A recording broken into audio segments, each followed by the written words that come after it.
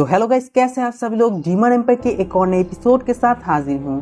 तो जैसा कि लास्ट एपिसोड में हम लोगों ने देखा था, जू फेन और उसके बाकी के साथी थर्ड माउंटेन की तरफ बढ़ रहा था, क्योंकि थर्ड माउंटेन में ही जू क्लैन का होम टाउन है। तो ऐसे ही ये वाला एपिसोड स्टार्ट होता है। तो ये वाला एपिसोड स्टार्ट करने से पहले जिन लोगों ने भी मेरे चैनल को सब्सक्राइब नहीं किया, वो लोग जल्दी से जल्दी मेरे चैनल को सब्सक्राइब कर दो। तो एपिसोड के स्टार्टिंग में ही हमें दिखाया जाता है जू फेन और एल्डर, उसके साथ साथ जू क्लैन के सभी आदमी 3 महीने के बाद उस माउंटेन में चले आता है, जहाँ पर जू फेन ने ही खुद एक 5 गेट की एरे को सेटअप किया था। भी वहाँ पर मास्टर ली जोर जोर से चीखते हुए कहता है, जू फेन यहाँ पर आ चुका है, जू फेन के लिए इस एरे को ओपन कर दो ताकि जू फेन की अच्छी तरह से लू क्लैन में वेलकम हो जाए। जू फेन भी कहने लगता है, कोई बात नहीं मास्टर ली, मैं ये खुद से ही कर सकता हूँ। और यानफू को बुलाने लगता है। यानफू भी जू फेन के पास आता है और कहता है, स्टेवेट जू, क्या आपको मुझसे कोई काम है? तभी जू फेन भी कहने लगता है, बस कुछ देर की बात है, तुम अपनी मास्टर से मिलने वाले हो इतने दिनों के बाद। जैसा कि तुमने कहा था, तुम आज से लू क्लैन की एक मेंबर हो, इसीलिए आज मैं तुम्हें सिखाने वाला हूँ कैसे इस एरे को खोला जा सकता है। ध्यान से मुझे देखो, मैं कैसे इस एरे को खोलता हूँ। जू फेन अपनी कुछ हैंड साइन को बनाते हुए कहता है, ओपन। तभी उस जगह की सारे के सारे फॉग और एरे हटने लगता है। हटने के बाद जू फेन यानफू से कहता है, यानफू, आज से ये ही तुम्हारा घर है, तुम और तुम्हारे मास्टर आपसे ही इतना क्या ही पता है कि सभी के ऊपर एक बड़ा सा पत्थर आके गिर जाता है। इसकी वजह से वहाँ पर सिर्फ धूल ही धूल हो जाती है और वो पत्थर सीधा ही जू फेन के ऊपर आकर लगता है। इसीलिए जू फेन बहुत ज्यादा गुस्सा हो जाती है, क्योंकि जू फेन 5 सालों के बाद लू क्लैन में आया है और लू क्लैन इस तरह से उसका वेलकम कर रहा है। मास्टर ली भी कहने लगता है, मेरे ख्याल से ओल्ड हग और ओल्ड ली चारों डीमन के साथ फाइट कर रहा है, जिस वजह से यहाँ पर इस पत्थर आकर गिरा है। स्टेवेट जू, मुझे ऑर्डर दीजिए, मैं अभी अभी जाकर उन सारे को अपनी अपनी सबक दे देता हूँ। जू फेन भी कहने लगता है, इसकी कोई भी जरूरत नहीं है। जू फेन उनकी तरफ देखने लगता है, जहाँ पर वो सभी के सभी लोग फाइट कर रहा होता है। यहाँ पर ओल्ड जिया उस चारों के डीमन से कहने लगता है, तुम चारों डीमन बास्टर्ड कहीं के, तुमने मेरा मिरर तोड़ दिया। मेरा वो मिरर 1000 सालों से ज्यादा पुराना था, मैं तुम्हें नहीं छोड़ूंगा, मैं तुम्हें मार डालूंगा। उसके साथ साथ उसके आशिक ओल्ड हास भी होता है। दूसरी तरफ वो चारों डीमन बहुत ज्यादा जोर जोर से हंसते हुए कहता है, तुम दो बुड्ढे कहीं के, तुम्हारी उम्र तो 1000 सालों से भी बहुत ज्यादा पुराना है, अब तुम एक मिरर से भी क्या करोगे? तुम लोग तो बुड्ढे हो चुके हो, अब तुम एक मिरर से क्या भी करोगे?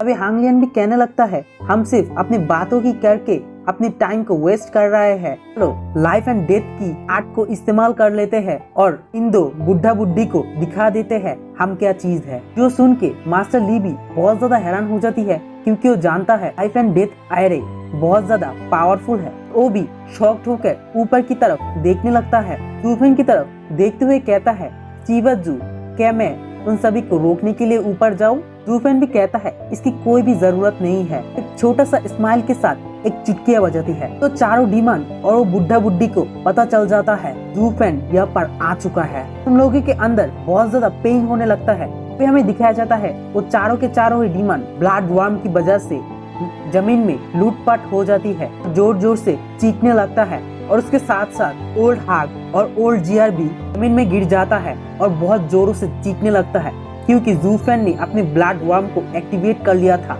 तो तीनों डीमन के अंदर रेड हुड डीमन कहने लगता है, पर क्या चल रहा है? 5 सालों से ये दर्द को फील नहीं किया, चल रहा है मेरे अंदर। फिर सभी लोग ही कहने लगता है, हम जानते हैं ब्लड वर्म की वजह से हो रहा है, क्या यहाँ पर डीमन वापस आ चुका है या फिर जेंग टियान ये सब कर रहा है?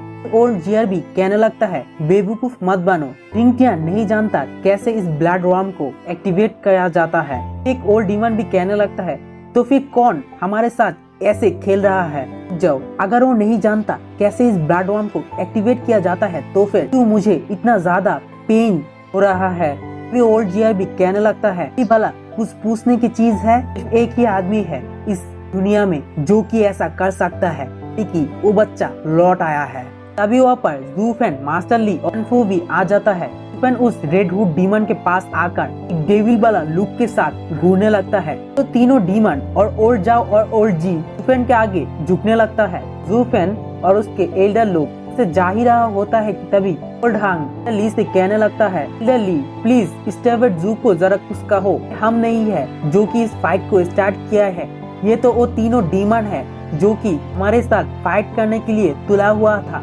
वे एल्डर ली भी उस बुड्ढा बुड्ढी से कहने लगता है, क्या तुम्हें नहीं लगता जूफेन ये नहीं जानता तीनों डीमन ही इस सब के पीछे एकमात्र जिम्मेदार है, लेकिन तुम लोगों ने क्या किया, तुम लोग तो सीधा ही यहाँ पर लाइफ एंड डेथ आर्ट को इस्तेमाल करने वाले थे।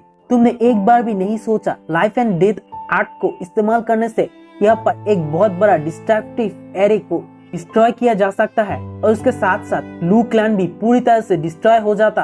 क्या तुम लोग लू क्लैन को पूरी तरह से डिस्ट्रॉय करने के बारे में सोच रहे थे ताकि तुम लोग यहाँ से भाग सकते हो? स्टेवर्ट जाओ बहुत ही अच्छे मूड में था क्योंकि वो 5 सालों के बाद अपनी क्लान में लौट आया है, लेकिन तुम लोगों ने क्या किया? तभी ओल्ड हांग भी कहने लगता है, हम तो सिर्फ लाइफ एंड डेथ एक्ट को इस्तेमाल करने के बारे में सोच रहे थे और बात कर रहे थे, इसका मतलब यही नहीं हम इसको यूज कर देते। बहुत ही घबराते हुए यंग मिक्स से कहने लगता है, यंग मिस प्लीज आप जरा जूफेन को बता दीजिए हमको छोड़ने के लिए। यंग मिस भी थोड़ा सा हंसते हुए कहता है, डोंट वरी जूफेन से कह दूंगा। तो सुन के उस बुड्ढा बुड्ढी बहुत ही नाजुक और प्यारी सी आंखों के साथ इस जिया को देखने लगता है और कहता है, हम लोग सोच रहे थे यंग मिस हमारे सामने और हमारी लू क्लैन में कुछ भी नहीं है, लेकिन वो हमारी वजह से जूफेन के साथ भी कॉम्प्रोमाइज करने के लिए तैयार हो गया है।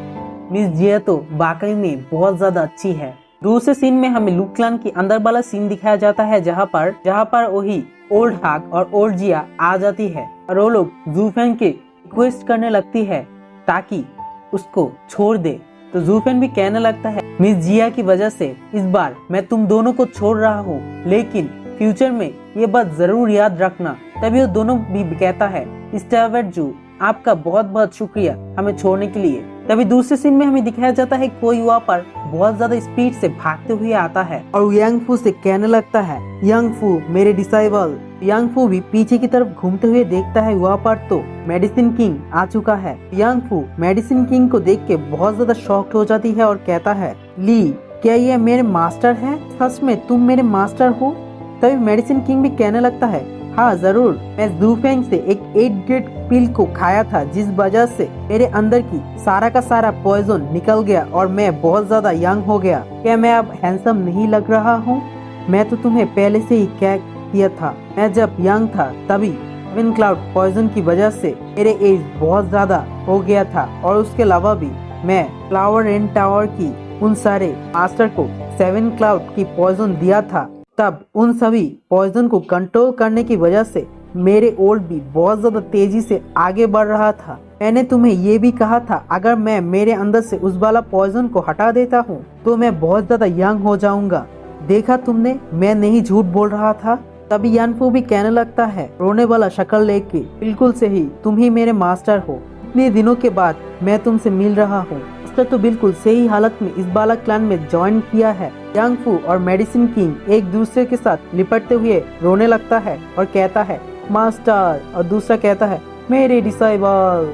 तो यहाँ पर एक जबरदस्त पानी और सैड सीन भी हो जाता है। अभी जूफेन भी यानफू से कहने लगता है, यानफू तुम क्या तुम्हारे यंग मास्टर से मिलकर खुश हुए हो? तुम लू क्लैन के साथ उन सभी के खिलाफ खड़े होने के लिए तैयार हो? अभी यानफू भी कहता है, हाँ, और मेरे मास्टर को सही हालत में रखने के लिए आपका बहुत बहुत धन्यवाद। तभी जूफेन थोड़ा सा शॉक्ड होते हुए कहता है, क्या मैं कुछ भूल रहा हूँ? और दूसरी तरफ हमें दिखाया जाता है वो तीनों चिल्लाते हुए कहता है, क्या बॉस ने हमें भूल चुका है? कितनी देरों से यहाँ पर ऐसी दर्द को सह रहे हैं। नेवर माइंड, यहाँ पर जरा सा पानी वाला सीन हो जाता है। तो दूसरे सीन में हमें इंपीरियल फैमिली को दिखाया जाता है जहाँ पर मास्टर ड्रूगो मास्टर फैन क्यूबाई एम्पायर से एसोटेरिक डिबेट के बारे में बात ही कर रहा होता है, जहाँ पर वो दोनों एम्पायर से कह रहा होता है, यंग बेनजुन, क्यू यंग एंड क्यूआन हांगफू किंगटियन के साथ साथ ही जूफेंग के हाथों मर गया है। जो सुन के एम्पायर भी बहुत ज्यादा शॉक्ड होकर कहता है, क्या हांगफू किंगटियन जैसा एक जीनियस के साथ वो लोग भी मारा गया है? तो गाइस, ये वाला एपिसोड इतना ही। तो नेक्स्ट एपिसोड आज 5 बजे को आएंगे। तब तक के लिए मेरे चैनल के साथ रहिएगा।